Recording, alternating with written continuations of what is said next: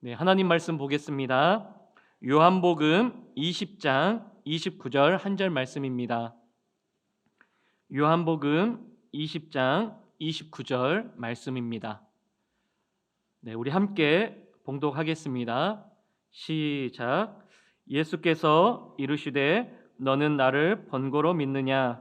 보지 못하고 믿는 자들은 복되도다 하시니라. 아멘. 오늘 말씀 가운데 예수님께서는 제자들에게 반복하여서 많이 예수님의 죽으심과 또 다시 살아나심, 부활에 대해서 말씀하셨습니다. 그러나 제자들은 그 예수님의 말씀과 약속을 지금 다 잊어버리고 있습니다. 어째서 예수님의 약속과 말씀을 잊어버렸을까요? 그 이유는 제자들의 삶이 또 상황이 급박하고 힘들고 어려움 가운데 있었기 때문입니다. 이것이 바로 제자들뿐만 아니라 지금 이 시대를 살아가는 성도들의 모습일 것입니다. 연약한 모습일 것입니다. 우리는 환경에 의해서 하나님께서 말씀하시고 또 약속하신 바를 종종 잃어버리고 잊어버리고 살아갈 때가 많이 있습니다. 이것은 저와 여러분들의 문제이기도 할 것입니다. 그런데 성경에 나타난 인물뿐만 아니라 과거 교회사를 살펴보면 위대한 인물들도 이와 같은 과정들을 겪었었습니다. 우리가 잘 아는 대로 마르틴 루터, 평생 주님을 홀로 섬기다가 종교개혁 전에 이제 결혼을 하게 되었습니다. 어느 날 마르틴 루터가 어려움에 눌려서 낙심하고 있을 때에 그의 아내가 상복을 입고 나타났습니다. 그 상복을 입고 나타난 부인의 모습을 보고 루터가 이렇게 묻습니다. 누가 죽었나요? 라고 이렇게 묻자 이 아내가 이렇게 대답합니다. 오늘 하나님이 돌아가셨습니다. 이 이야기를 들은 루터가 화들짝 놀라면서 화를 내면서 어떻게 그렇게 불경건한 말을 할 수가 있단 말이오? 라고 아내에게 화를 내었습니다. 그러자 아내가 다시 루터에게 이렇게 말합니다. 하나님이 살아계시다면 어떻게 당신이 지금 이렇게 낙심하고 있을 수가 있습니까? 라고 반문했다라는 것이죠. 그 말을 들은 루터는 정신을 차리게 되었고 그의 목숨을 다하는 날까지 종교개혁의 임무를 완수했다라는 예화가 있습니다. 이처럼 우리 또한 어떠한 어려움과 힘든 상황 가운데 고통을 당하게 되어지면 예수님께서 말씀하시고 약속한 바를 잊어버리고 또한 의심하고 믿지 못할 때가 있습니다. 왜요? 우리는 연약한 존재이기 때문이죠. 하나님은 그래서 오늘 사도 요한을 통하여서 예수님의 부활을 이 본문 가운데 자세히 기록하게 하셨습니다. 그 이유가 무엇입니까? 우리의 연약함을 아시고 예수님의 부활을 기억하게 하는 자들에게 부활의 권능을 주시기 위함이었습니다. 오늘 본문 말씀을 살피면서 그 부활하신 그 예수님의 권능이 저와 여러분들에게 임하기를 주님의 이름으로 축복합니다. 오늘 요한복음 20장 가운데서는 세 분류의 사람들이 나옵니다. 먼저 등장하는 막달라 마리아가 나옵니다. 막달라 마리아는 슬픔의 대명사인 사람과 같은 사람이었습니다. 슬픔이 많았던 사람이죠. 왜 그렇습니까? 오늘 본문을 살펴보시면 우리가 읽지는 않았지만 13절부터 15절까지 말씀을 보시면 이제 막달라 마리아가 예수님의 무덤에 찾아왔는데 지금 예수님의 무덤에 굳건하게 있어야 될 돌이 옮겨졌습니다. 그리고 예수님의 시신이 사라져 버렸죠.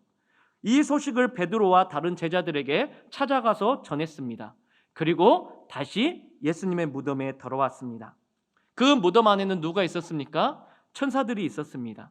막달라 마리아가 그 천사들이 말을 건네었지만 얼마나 슬픔 가운데 잠겨 있었는지 천사인지를 모를 정도로 슬픔 가운데 잠겨 있었다라고 말을 합니다.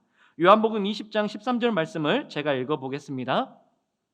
천사들이 이르되 여자여 어찌하여 우느냐 이르되 사람들이 내 주님을 옮겼다가 어디에 두었는지 내가 알지 못함이니이다 라고 이렇게 고백하는 것이죠. 천사가 지금 막달라 마리아에게 말을 건네고 있지만 너무나도 슬픔에 잠겨있는 그 여인은 천사가 천사로 보이지 않았던 것이죠. 그리고 그 말을 할 때쯤 예수님께서 찾아오셨습니다. 예수님이 막달라 마리아에게 말을 거시는데도 그분이 예수님인 것을 전혀 눈치채지 못하였다라는 것이죠. 14절에서 15절 말씀 제가 또 읽어보겠습니다. 이 말을 하고 뒤로 돌이켜 예수께서 서 계신 것을 보았으나 예수이신 줄을 알지 못하더라. 예수께서 이르시되 여자여 어찌하여 울며 누구를 찾느냐 하시니 마리아는 그가 동산지기인 줄 알고 이르되 주여 당신이 옮겼거든 어디에 두었는지 내게 이르소서 그리하면 내가 가져가리이다라고 지금 예수님의 그 말을 건네는 그 말씀 가운데 막달라 마리아는 슬픔에 잠겨서 예수님이 예수님이신 줄을 모르고 있었습니다. 예수님이 다시 살아나실 것이라는 것은 꿈에도 생각하지 못했을 뿐만 아니라 그 막달라 마리아는 너무나도 큰 슬픔에 젖어 있었습니다. 이것이 바로 우리의 모습인 것 같습니다. 우리 또한 우리에게 주어진 삶 가운데 큰 고통이나 고난이 찾아오면 아무것도 보이지 않습니다.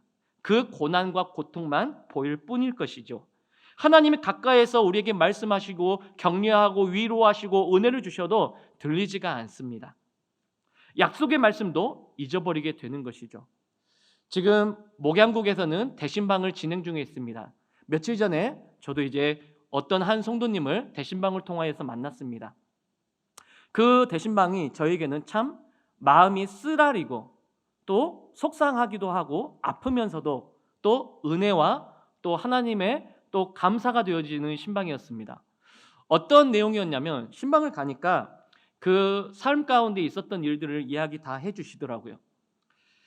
그 성도님께서는 사고로 사랑하는 자녀를 이제 먼저 하나님의 나라로 보내셨더라고요. 그래서 지금까지 이 신방을 받기 전까지 정말 큰 고통 가운데 있었다라고 말씀을 하십니다. 그리고 하나님께 수없이 원망과 불평과 또 하나님을 부인하면서 살아왔다라고 말씀하셨습니다. 그리고 자신의 그 연약함과 또 힘들어하는 모습을 보이기가 싫어서 자기의 노력대로 자기의 의지대로 겉으로는 신앙생활을 하는 것처럼 보이지만 그 안에서는 하나님을 불신하고 믿지 않았다라고 고백을 하시더라고요. 그 말씀을 들으면서 나 또한 그랬을 거라는 생각이 들어졌습니다. 왜요? 사랑하는 자녀를 먼저 어떤 사고로 인하여서 보냈다라면 그 마음과 그 억장은 무너졌기 때문인 것이죠. 누구라도 다 그렇게 했을 것입니다.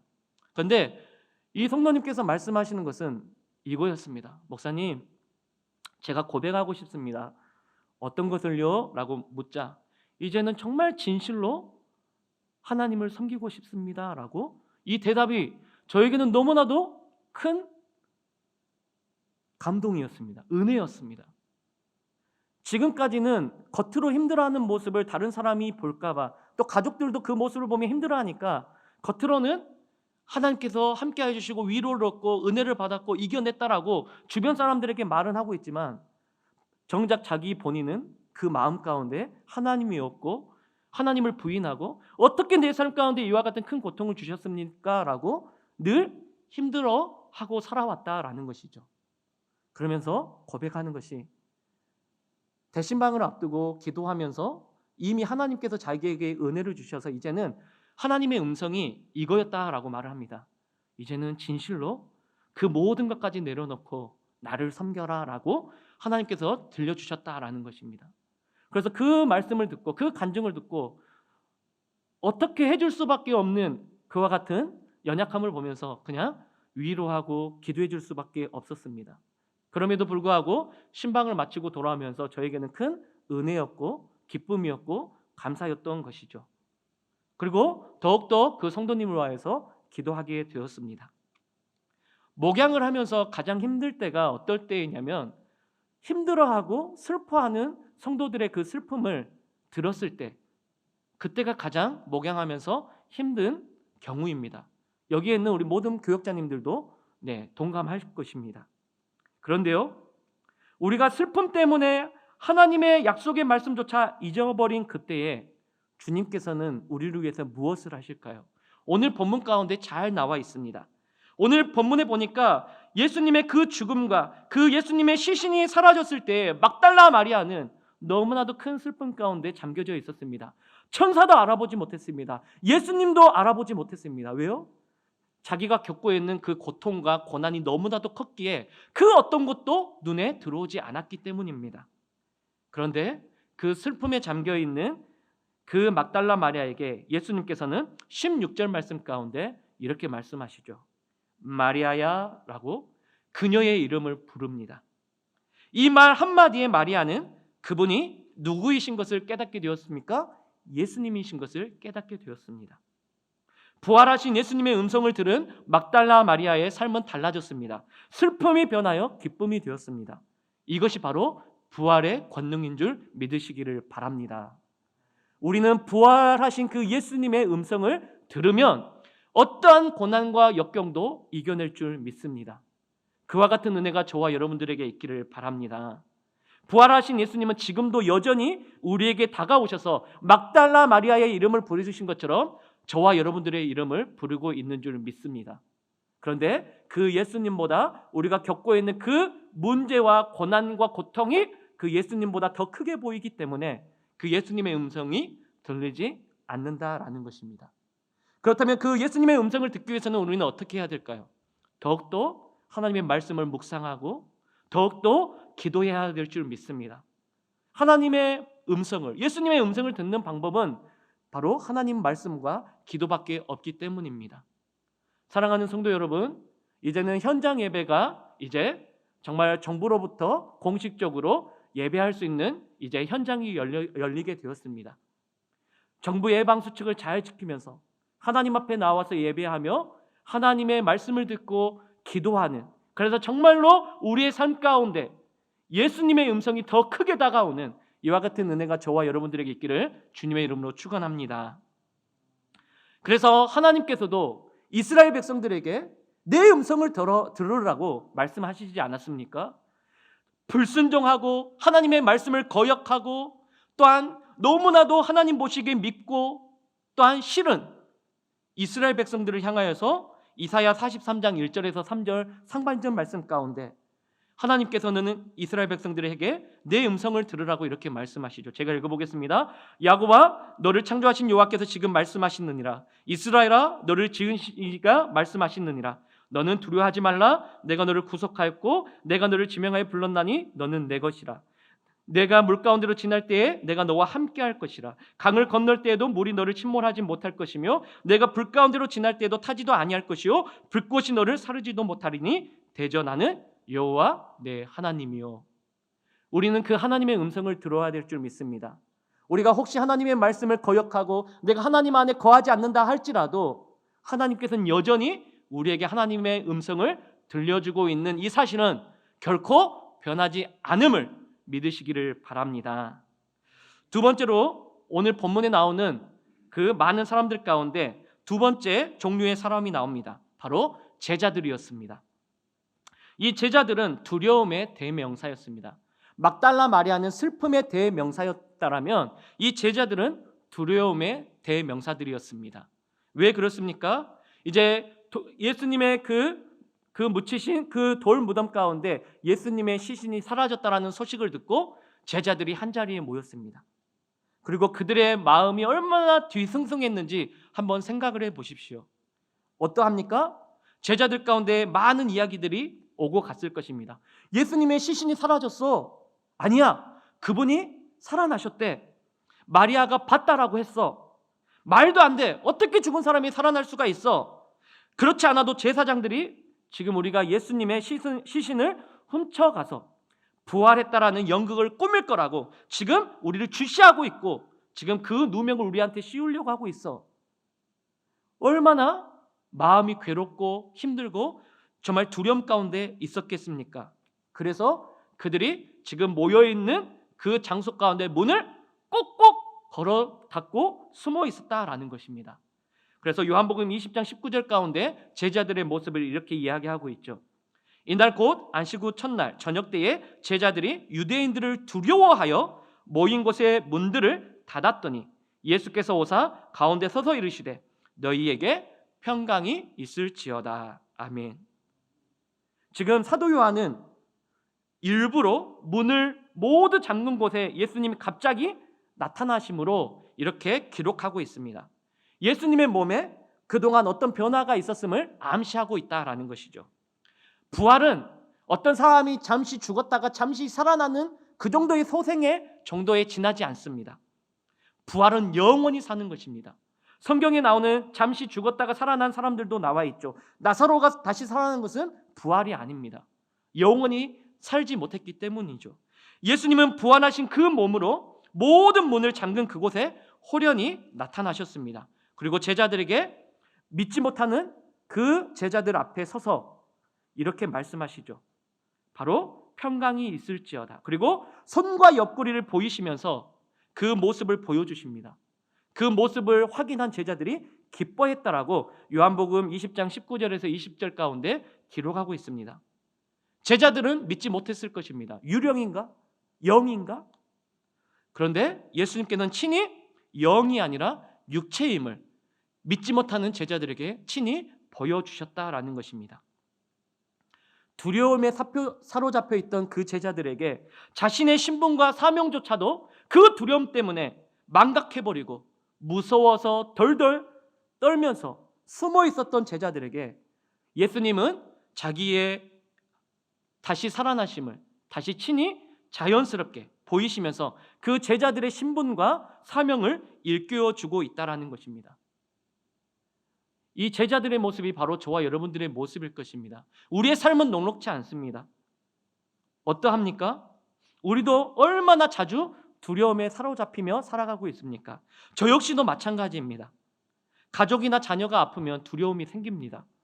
물질적으로 부족하면 가장으로서의 역할이 있기 때문에 두려움이 생깁니다. 무섭습니다. 목양을 하면서도 하나님보다 어떨 때는 사람들이 더 제게 무서워서 두려움이 생깁니다. 영적으로 하나님과의 사귐이 없으면 내가 이렇게 해도 될까라는 그런 두려움이 생깁니다. 내 계획이 빗나가거나 또한 이루어지지 않을 때 저도 연약한 사람이기 때문에 두려움이 생깁니다. 그런데요, 그때마다 주님께서는 말씀을 통하여 기도를 통하여서 제게 찾아오십니다. 그러면서 그렇게 말씀하시는 거죠. 두려워하지 말라고. 그런데 그 음성은 분명히 들리지만 내 삶 가운데 여전히 겪고 있는 그 두려움은 사라지지 않습니다. 그런데 신기하게도 무섭지가 않습니다. 두렵지가 않습니다. 왜요? 부활하신 그 예수님의 권능이 내게 임했기 때문이죠. 물론 해결되지 않지만 하나님께서 해결해 주실 거라는 그와 같은 확고한 믿음이 생긴다라는 것이겠죠. 이 모습이 이 시대를 살아가는 그리스도인들의 모습이 되어야 할 줄 믿습니다. 여러분들도 그것을 체험하고 있지 않겠습니까? 우리가 힘들고 어려워서 두려움이 생길 때에 부활하신 그 예수님의 권능을 우리가 의지하고 믿는다라면 여전히 풀리지 않고 여전히 그 문제는 해결되지 않지만 이길 수 있고 두려워하지 않는 그 굳건한 믿음과 평강을 저희 모두에게 주실 거라 믿습니다. 이 은혜가 저와 여러분들에게 있기를 주님의 이름으로 축복합니다. 그렇게 두려워하여서 문을 꼭꼭 잠그고 있었던 제자들에게 어떤 변화가 생깁니까? 예수님의 살아나심을, 부활하심을 그 경험한 제자들은 이제 사도행전에서 펄펄 이제 날아다닙니다. 세상을 뒤집어 놓았습니다. 그것이 가능한 이유는 그들이 예수님의 부활의 권능을 얻었기 때문인 것입니다. 이 시대를 살아가는 우리에게도 숙제가 있는 것이죠. 예수 그리스도의 죽으심을 우리가 묵상하고 우리가 감사하고 그 은혜를 얻었다라면 이제는 우리의 부활 되시고 소망 되시는 그 주님의 힘을 힘입어서 우리에게 주어진 삶을 꿋꿋하게 힘써 싸워 살아가야 하는 것이 우리 모두의 숙제이고 사명인 줄 믿습니다. 그와 같이 담대하게 살아가는 저와 여러분들이 되어지기를 주님의 이름으로 축원합니다. 그래서 예수님께서는 그 부활의 그 권능을 제자들에게 주시면서 이렇게 부탁하시는 것이죠.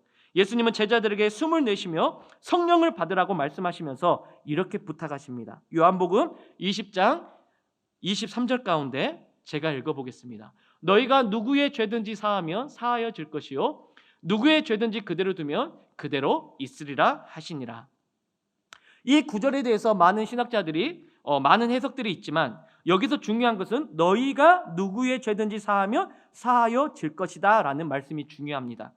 헬라어 원문으로 보면 이 수동태 완료 시제가 쓰였기 때문입니다. 무슨 말씀입니까?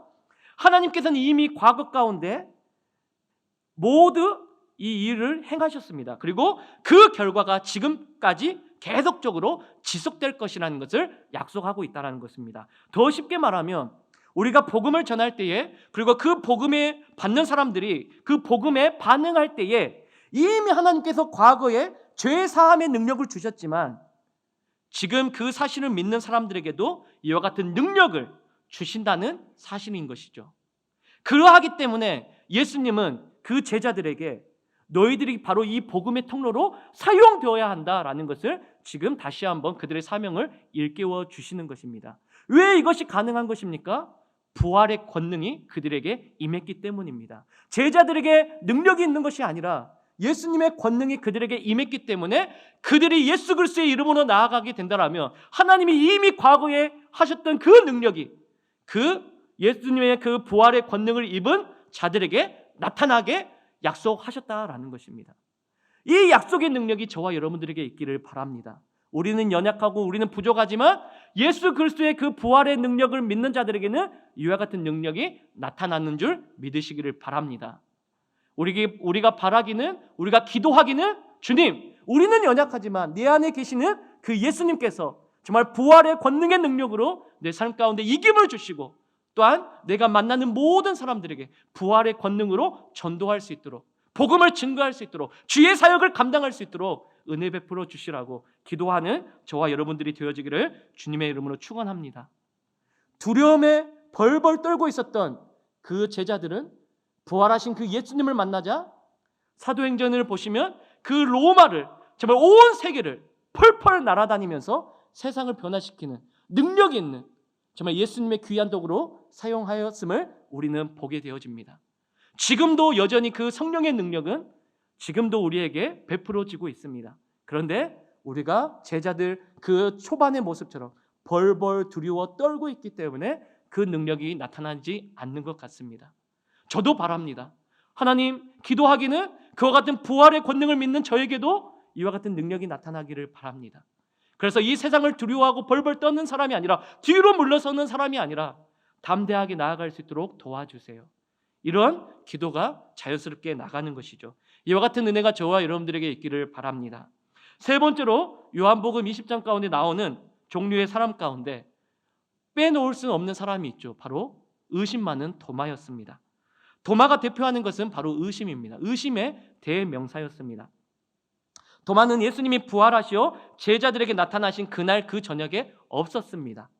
그저 그 예수님의 나타나심을 확인한 제자들의 그 이야기들을 들었습니다. 예수님께서 다시 살아나셨어, 도마야 믿어 라고 했음에도 불구하고 모든 제자들이 한 목소리로 증언하였음에도 불구하고 도마는 믿지 않았습니다. 어떻게 말합니까? 나는 못 믿겠다. 내가 살아나신 주님의 손바닥에 남 못자국에 내 손가락을 넣어보고 허리에 창자국에 내 손을 넣어보지 않고서는 나는 절대로 못 믿겠다라고 도마는 고백합니다.